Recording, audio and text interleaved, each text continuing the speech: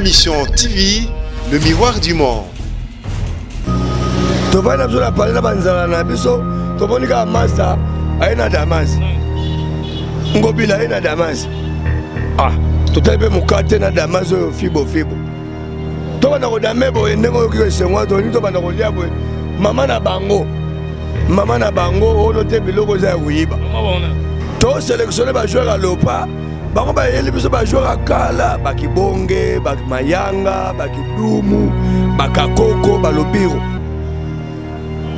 do ba mende balatundu bashadari bakale ba joueur akala bamayanga na bakibonge non sélection tozo luka eza bolingi meshak bakambo mais bango ni ba convoquer balingi session extraordinaire en même temps en septembre session budgétaire yango metuni Jani Mabunda est-ce que c'est de la provocation ou ça pour nevinanga et ça analyse personnelle il y a ça se référer à l'état mokonza mboka et to boité mais signature oyo convoquer session et faisant la signature il y a chef de l'état Chantiling Ngombila emoko awanga ni borna ye alobi lai ngana tiko signer le côté bon, je crois que nous sommes en Gombila. Bango ba yé pour la Malewa, mais il dépend ça yé pour le peuple d'abord et le Congo d'abord. Donc à ce moment même Congo et ils a pour la servir les Congolais. À ce moment même Congo, ils a pour la Congo télém. Voilà la différence entre Bisson et Bango. Pour Bisson va parlementaire de bois. Tout ça bateau, c'est ce que d'abîmis dans mon panzina. Donc n'enga d'ailleurs c'est ce que d'atiki ba numéro. Biloko na ye na kati ya parlementaire de moninga na zawa na biloko ya Tshisekedi de ten ko signature oyo ba signé on eza nani eza signature na ye ya Jani Mabunda oh eza c'est ordinaire eza c'est extraordinaire à mon humble avis. Moi je constate si je compare ba démarche à Jani c'est de la provocation. Pouvoir eza sous na FCCT, pouvoir eza sous na maboka Kabiate, pouvoir comment na maboka Félix Antoine Tshisekedi Tshilombo, celui le président de la République, celui le garant des bons fonctionnements des institutions de la République, celui le commandant suprême affaires de la police, celui le magistrat suprême. Donc celui, en fait, selon la constitution, tout ça est là. Félix a vice Nzambe chargé à Congo. Mais selon la constitution, n'est pas expliqué. L'Assemblée nationale, à travers sa présidente, Janine Mabunda, a le pouvoir de convoquer une session ordinaire. Et ça, à mois de mars, et à mois de septembre. Voilà, c'est constitutionnel. Mais tout ce qui est session extraordinaire, voilà, c'est la prérogative du chef de l'État. Bafingi bisope ya trop. Basali ba dozo tout na mboka. Et pourtant, baza ba jeune. Comme Fati ba jeune, à Congo, la baninga ya ba jeune, il y a FCC na PPRD. Basa l'équipe nationale, il y a ba Congolais. À toi, les Ganzela. Ngobila za la qualité à renommer Babougoumé c'est tout n'est pas mon second. Non, ça la qualité. Oh, c'est le président de la République. Si proposition il y a ministre intérieur. Ah. Ce que le gouvernement fait bien rapide hein. Ngobila a Kaboli ba commune. Après épisode 2.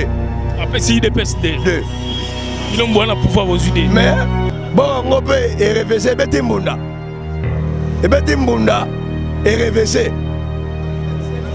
Nde ba biso ngobila ozana qualité te mais bato ba biso explication ba biso c'est mon konjamboka ndem dans la droit ya renommer mais à chaque chose je malheur bon bolo atikité donc ça c'est ça atiki ba winner ba fulangenge ba Paris foot na ba PMI musala ka atiki na cabine téléphonique na échange yango Félix aye pour créer emploi awana Congo hein.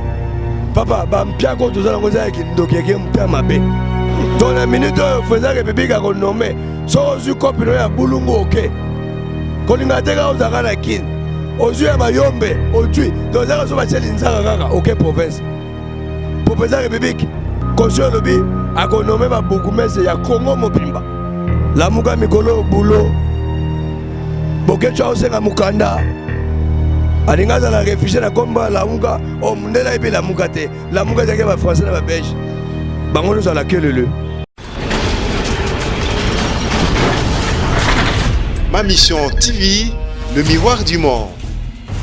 Merci vraiment na bande nyonso o vraiment bozozo atteint kolanda émission oyo Martin invité sa fusée sur la Likambo chaque fois na sabino ba événement tout ezole kanambo kanabiso République démocratique du Congo ba mbote na bino partout dans le monde ba o vraiment bozo atteint kolanda biso na ma mission TV lelo naza toujours na IDPS donc na 10e ri naza na papa Pierre Zomba Azali président, il y a Parlement debout, il y a Victoire, mais tous années ensemble, Lelo na 10e ri, na IDPS, donc 11e ri, 10e, les Arara, donc base il y a UDPS. Alors, Mbote Papa Pierre Mbote Ndeko Martin Ngi, Mbote Mingi, pourquoi parce que Nanzela Nayo, les bano baza les bandes ya Congo, bazo za la brancher na activité politique en Mboka na Bango, parce que peuple oyo ezangi mboka en tout cas eza peuple oyo eza condamné à disparaître yango biso na Congo awa na kati bango libanda to sala eloko moko yango de temps à autre tcha bango na ta pour soki awa pe simbite kuna be robeta donc nde balabaka l'union fait la force. Alors papa Pierre lelo toza na ma mission TV tokolobela na likambu ya Assemblée nationale tokolobela gouvernement na biso o tozozela il faut bima po peuple congolais batu basala misala ba makambo ebele ezala vraiment malamu pona mboka na biso po RDC tolelaka trop banzala bapasi misala ezate mais batu nyonso balobaki même yo pe papa Pierre bolobaki Fatinde Mokonzi soki ya komi président de la République makambo ko changer na mboka na biso lelo o bobino azana ye moko gouvernement salami te tozela yango sikoyo ekomi prêt pour gouvernement ebima yango tokobeteli solo lelo parce que congolais nyonso azotala la président de la République tous a besoin vie ya ba congolais échanger vie ya batu ebonga na kati ya mboka na biso to senga raté to defara ba mapate mais congolais quand même azala bien organisé chaque fin du mois azozo mois salaire na ye lelo tokosola ma mission TV to bandina nous liso na biso boni santé na nous ya IDPS boni bande ko to IDPS. En tout cas, santé à IDPS pepele. La preuve est que IDPS est au pouvoir. Donc, pouvoir aujourd'hui, c'est santé politique à IDPS. Pour pouvoir, ils ont un sac à faire, ils ont un traité. Ils ont un kabela pété, ils ont un aussi mbisate. Pour banankoyi, bazabankoyi. Nana monete nkoyi, allez nyama oya bomite. Nkoyi akenda toujours chasse.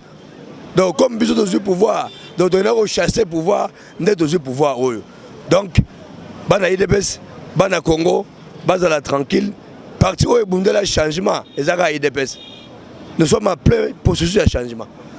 Changement, Kabila le président de la République démocratique du Congo. Changement, Congo n'a pas congolais. Changement, en tout cas, Banzela Oyo, Batukou Batsaki Motemate, un joueur au Bonga les sous, mais Facha Bongi Sango. Bapon, oh, Batsaki Motemate Bapon et Rosala. Fachi a rotonga bapon. Donc Fachi a rosala mingi parce que ça mon IDPS au Bundela Congo. IDPS oyo nyokoma pona Congo. IDPS a rolinga te na régime na ye peuple congolais nyokoma. Yango moni Fachi a salika 6 mois pamba. Isali wa mtu asali 5 ans. Pourquoi? Parce que kobongisa mboka et c'est une volonté politique. Au Fachi Alexis Bolingwa Congo na ba congolais. Donc linga ça là peuple né na bozu à Congo. Parce qu'il y a une différence entre biso ba IDPS na ba parti politique musoana. Bango ba yepona malewa. Mais IDPS a yepona le peuple d'abord et le Congo d'abord. Donc azubo menga Congo et ils a pona ko servir ba congolais. Azubo menga Congo, ils a pona Congo telema. Voilà la différence entre biso na bango. Yango de lobinde to sur pouvoir boy. To bi c'est que là pouvoir. Laisse peuple Alié. Alors papa Pierre laisse peuple Alié. Alors peuple au total à Combo chaque fois toba peuple né azonio comme peuple né azananzala nakati mboka na biso République démocratique du Congo. Alors tobetano li solo ya Assemblée nationale pour biso tutebi Assemblée nationale ndé eza vraiment base pour mboka na biso o vraiment pe bazwa pe ba décision nakati mboka na biso. Alors ba kilo ya ba congolais ya population tout et fanda nakati ya Assemblée nationale pour mboka na biso. Fati akomai président toloba kito selana nous gouvernement et salama. Lelo o de to moni ba liste ekoti yo ba boy yo ba salibwe. To moni siko Assemblée nationale déjà ba organiser session na bango moko pour na komisa gouvernement. Na lingina nous papa Pierre to betano li solo Assemblée nationale pour na poana gouvernement ezo umela. Bon, question posée est pertinente vraiment. Pour même moi personnellement, na moi mayelo nga na yebi, na moi politique papa Tshisekedi atike la biso. Pour biso ba parlementaire de boa, tout ça bato Tshisekedi abimisi na mpanzi na ye. Donc nga daye wana Tshisekedi atiki ba numéro ba biloko na ye na kati ya ba parlementaire. Donc moni nga na sawa na biloko ya Tshisekedi tienne. Na moi muke yebisa biso. Pour tout ça, moi, connaissance politique. L'Assemblée nationale, il y a deux sessions. Session au mois de mars, on va avoir une session politique.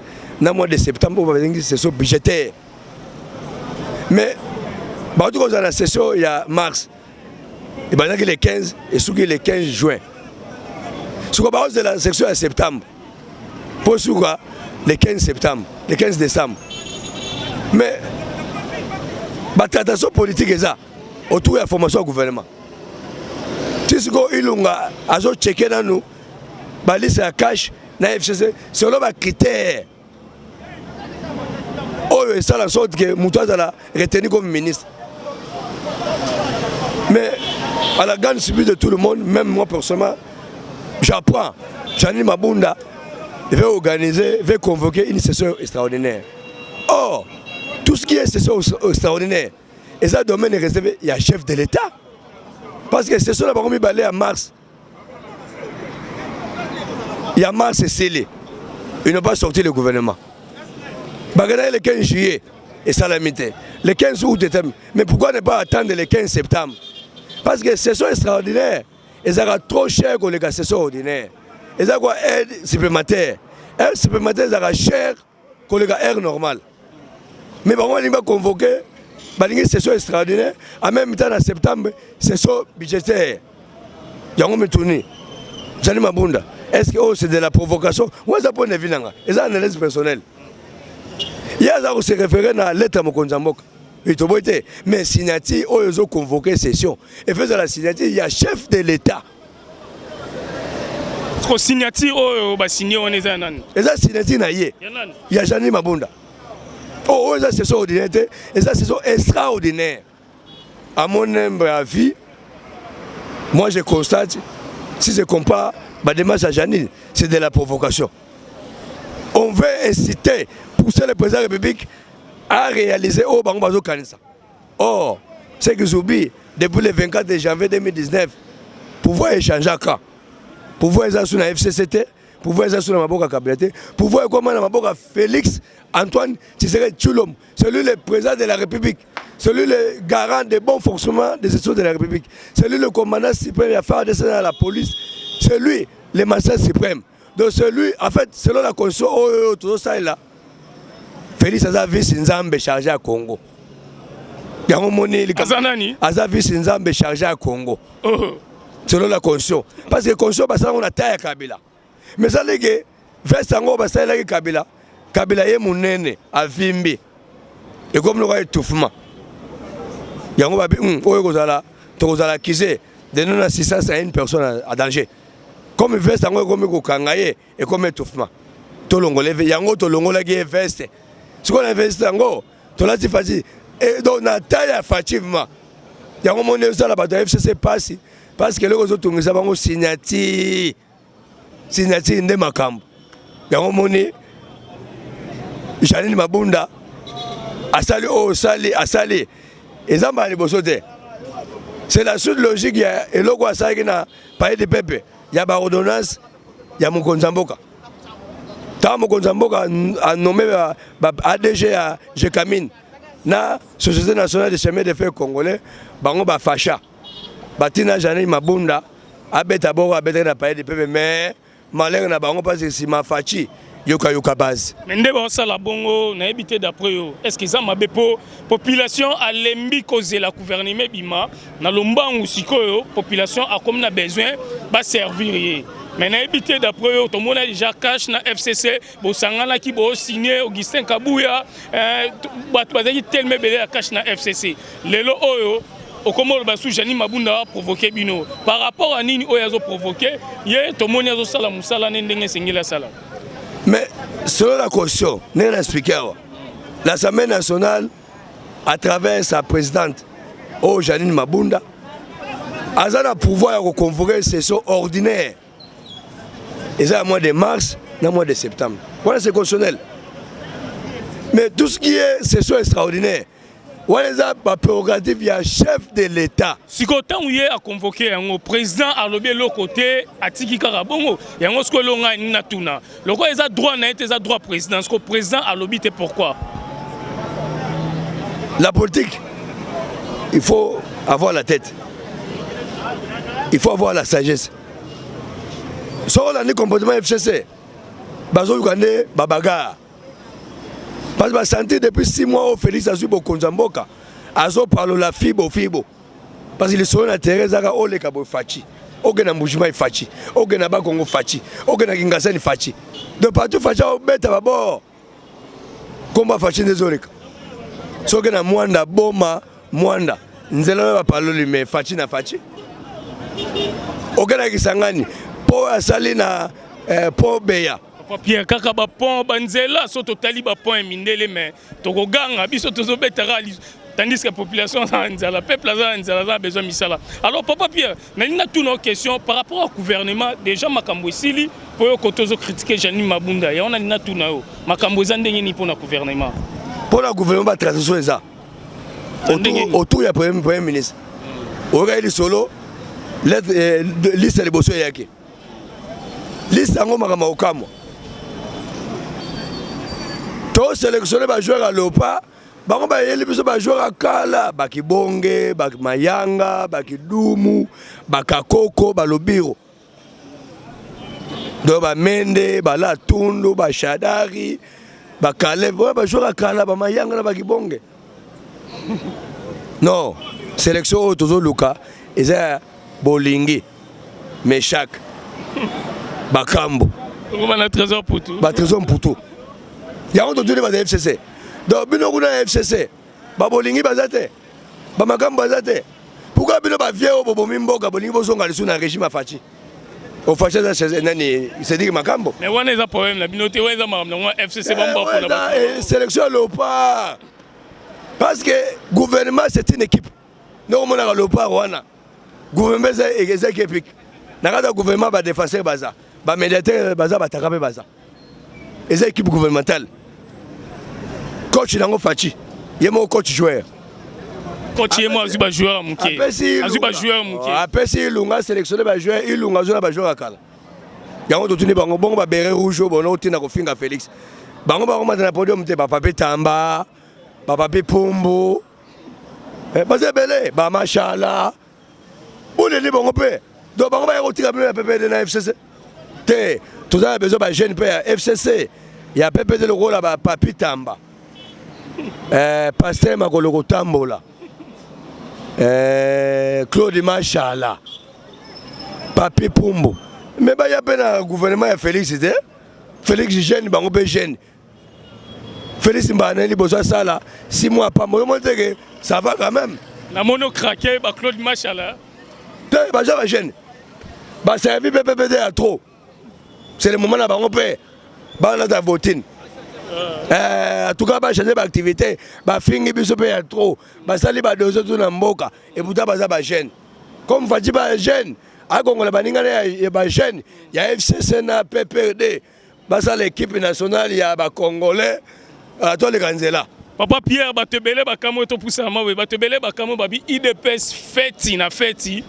Bache binora bourgmestre soki moko balobi boseli yango matinée politique. Donc balobi bosepeli makasi parti le roi IDPS. Bazui bourgmestre babwaki libino moko ka bourgmestre ka moko na IDPS. Na ebite soki okolo banini po na yango parce que fait oyo bino osali et lekeli bato belé. Et puis à part ça ko tchaba bourgmestre yango eza élection salamaki ou bien eza ba nommé bango ya renommé. Ya on a lingi to betono lisolon. Bon. Biso tofanda na biso. Tofanda biso na parler na banzala na biso. Tomonika master aina Damas. Ngobila aina Damas. Ah, totabe mukate na Damas fibo. To bana ko damebo ndengo ki sengwa to ni to bana ko lia boy. Mama na bango ono te biloko za kuyiba. Mama bona. Kasi mama ya bato balobi no te ngobila azana droite. Papa Pierre, to clairci ba tu bien to loba marambo, ba tu msu ba to comprendre te marambo. Na lobby na ko clairci bango. Tant on dit maman na bango yeno te biloko ya yibi na ndako. Bon, moi peut to so na maman na bango ezate. To zuka biloko to so nini? To songisi. Cela veut dire quoi? Ngobila d'après bato ba yebi ba solo ngo ba yebi si biso ngobila za na qualité à renommer ba bougumé c'est to tourner bango siko. Na za la qualité. Oh, c'est le président de la République. Si proposition il y a ministre intérieur. Ah. Ce que le gouvernement fait bien rapide hein. Donc il faut que le gouvernement soit rapide. Mais biso to moni gentini ngobilande a engagé batu ba bourgmestre a modifier o commune avec commune. Ça la qualité té. Mais déjà sali yango ça la qualité té mais besoin accepter ma solo té. A la qualité té. Balobi que non, c'est le ministre de l'Intérieur. Oyo, a la pouvoir. Il y a un système de gouverneur et puis il y a un nommé provisoirement. Au cas contraire, il propose ça au président de la République. Celui qui nomme. Toujours information. Ngobila, à Kaboli, beaucoup de communes. Après PSD. Après si des PSD. Deux. Ils ont bon pouvoir aux idées. Mais, bon, Ngobé est réversé, Betimbunda. Et Betimbunda est réversé. Ndeba ebisi ngobila uzana qualité te mais bato ba besi biso explication ba biso c'est mon konzambo quand même dans la droit ya renommer mais à chaque chose je m'allais bon FCC ba démonter biso ba ça hypocrite toi là on a coalition ndeni si 24 combien bisi biso de donc c'est que ba boule mabé donc c'est que là c'est que bino mbo diriger mboka o te po bato ba diriger nde ba komo kabola bino ba bango de baza ba gouverneur yo tango voter ki ngele photo ba kitaki ngele photo ya muta FCC au vote papa Nemba. Si tu peux dire majorité à la divagation, si tu peux dire pouvoir, et comme il y a des attaques, il y a des attaques. Tant qu'on vote, il y a Golden Poi, il y a Banda de Pasteur, autour de la. Mais les lots, Bamaramone, soutien pour le président de la République, Félix Tshisekedi. Il y a une décision. Va voter, Tescoto, mon Amaramone, Salamate. C'est comme si le président Zolobelo votait, la nomination Salami à Bourgmestre, aux Salamagnon sort. FCC tout le monde a au travail. Mais tant que bon on est betimbunda. Mais Chantilly Ngombile, et moko awanga ni bon na ye. Alobi lai. Ngana tiko signer le côté. Bon ce qu'on fait, donc nous sommes sans Ngombila. Alors que batu alobi, ils ont la compétence Ngombila te, ils ont la présidence république. Yango to ebisi mokonzamboka. Tobisi mokonzamboka en tout cas comme impératif ya yo ya renommer. Nommé ba bourgmestre Congo Mobimba. Na ba territoriaux, na ba administration de territoire, na ba chef à cité. On a tout besoin combien de bourgmestres? Ah tata. Pour besoin guider hein, ba pesa no dé. Ba pesa biso combien? Dé. Mais que ba besoin le côté. Dans la minute président république a renommé, so ozu copino ya bulungu OK. Kolinga teka ozaka na kin. Ozu ya mayombe, ojui. Donc ça so ba cheli nzaka kaka OK province. Pour président république, conseil lobby a renommé ba bourgmestre ya Congo Mobimba. Ba administration de territoire ya Congo Mobimba. Ba chef de secteur ya Congo Mobimba.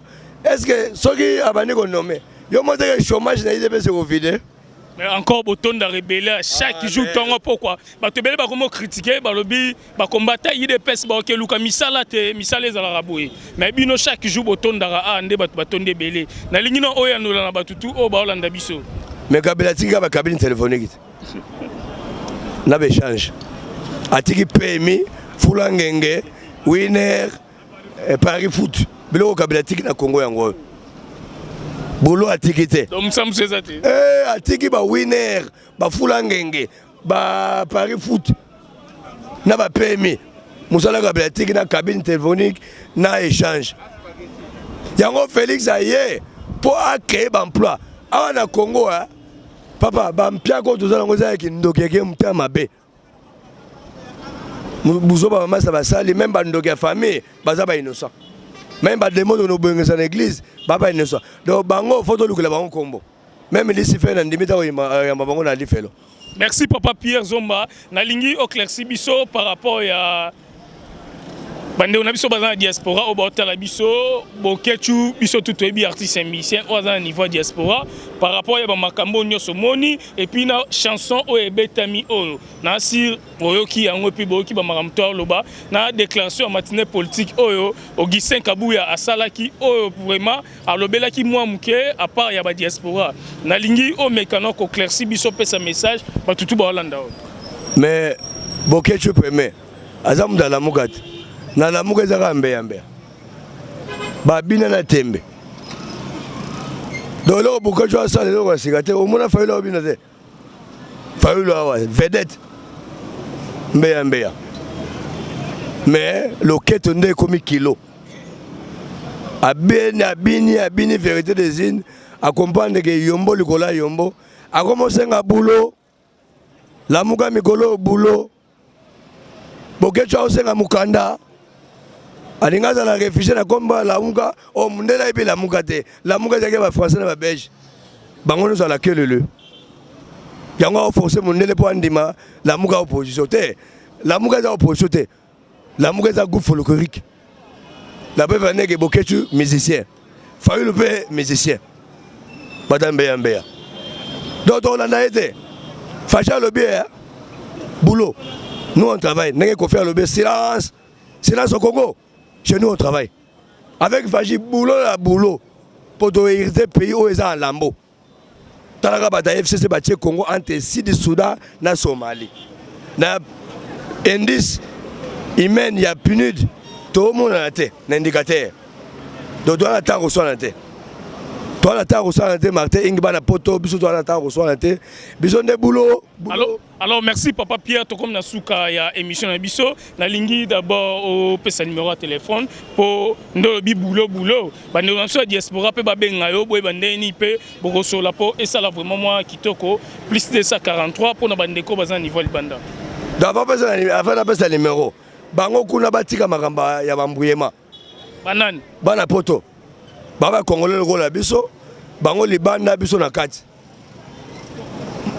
peuple où ezangi mboka et ça peuple où eza condamné à disparaître. Dieu merci ba combattant il est à kati na ba Augustin Kabuya na ba biso to battre l'école pour Congo ezangi victime à complot international.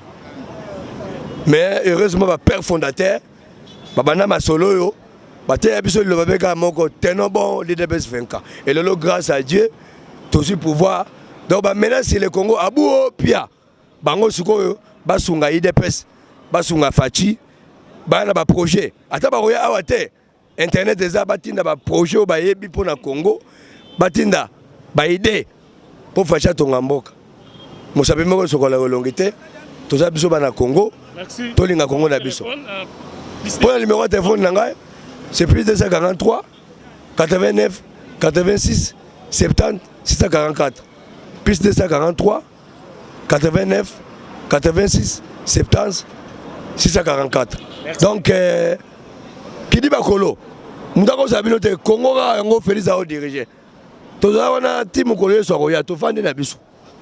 Merci vraiment Papa Pierre Abi bazana team koye so roya mais problème ezate mais makambo malamu et salama hôpital a bien zala misala bien bah éducation à la population d'un peuple congolais bazala vraiment très bien la façon tout na RDC pour RDC comme pays monde dirait ya lisumu to finga mitro to tonga mitro na mboka na biso. Alors merci vraiment na Jacques Choud na niveau et circuit vraiment à l'andaka Martin invité sa fusée. Merci na président Chikito Mouchachino na niveau à Paris, Merci vraiment à Pablo aussi à l'économiste et technocrate na niveau à Londres. Merci na Moro Bombito na niveau à Paris. Merci vraiment na Bandeko tout Karisha Sadik na Finlande vraiment oyo azota la biso fimoko ya bien Karisha Sadik. Merci vraiment na Bandeko tout au balandaka Martin invité sa fusée Bing Shing na Londres Junior Lange na niveau ya state.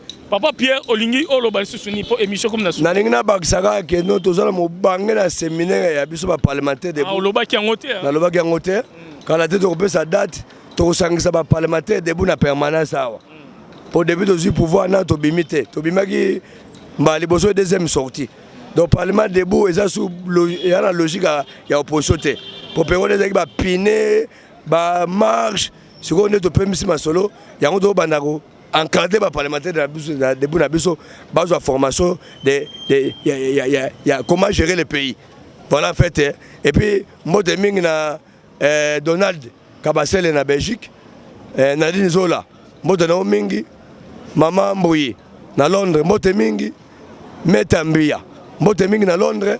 Donc, on a pu citer, Bozonga, Binozo Bozonga, Sima Félix. Botika kolanda masolo ya mbeya ya Genève. Bozonga bino nyonso Sima Félix. Totonga Congo. Sans votre apport. Congo maratro. Donc on peut ça ba idée. To sanga oya kati. Sima motema to le kanzela. Congo loko makasi. Fachinde makambo. Alors merci vraiment ma mission TV. Merci vraiment Martin Engi Vitesse Affiché. Merci. Ma mission TV, le miroir du monde.